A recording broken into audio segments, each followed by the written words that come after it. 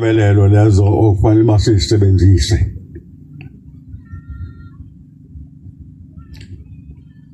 Bengikulindeleke lokho ukuthi mhlawumbe kuzophuma eceleni. Ngifuna ukuthi ngithi sihlalo ngiyaqinisa ngalokho ukukhuluma ukuthi sisuka kude nobuNazaretha sesize saba nje sasikade sinjengani. uShembe ukhuluma kanye akukhulumi kabili futhi into ayikhulumile uShembe fanele sazi ukuthi iyona into ezosiyisa ekhaya labangcwele. Amen. Iyona ezosenza ukuthi siye la uShembe siholela khona. Ngisho ukuthi ngiyabonga sihlalo futhi ngiyacela ukuthi khona izinto eziphazamisayo esontweni. Ngelinye ilanga ngangikhona empumelelweni ngabahlanganisa abashumayeli ngathi kuphi lokho engikubonayo mina sokulongaba khona kuleli bandla. Angaze mina ngifundiswe ukudansa ukucula umculo ozongidansisa angaze ngibone. Abashumayeli engakhuluma nabo banqothoza ngoba ngangikhuluma indaba kaShembe ukuthi ihlabelelo ezikhona ezo 242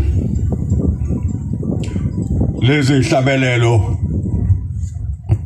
uma uhlabelele kuzona ihlabelelo ezintathu noma ezo 4 yini engakwenza ukuthi ube nesizungu sokuthi awuhlabelelanga. Ukhethe nje kulezi ihlabelelo eziningi ngalolu hlobo uhlabelele zona. Ngathi ke uma nenza kanje ningabashumayeli ningayikhuzi into embi nizongenza ukuthi mina ngingabi khona ezintweni ezenziwayo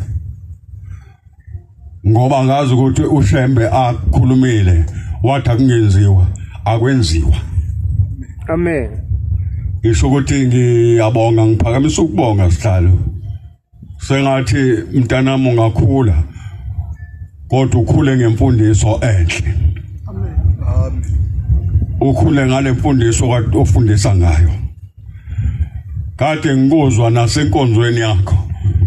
Inkonzo yakho eyokufundisa. Kakhulukazi izingane lezi ezincane. Nawe umncane.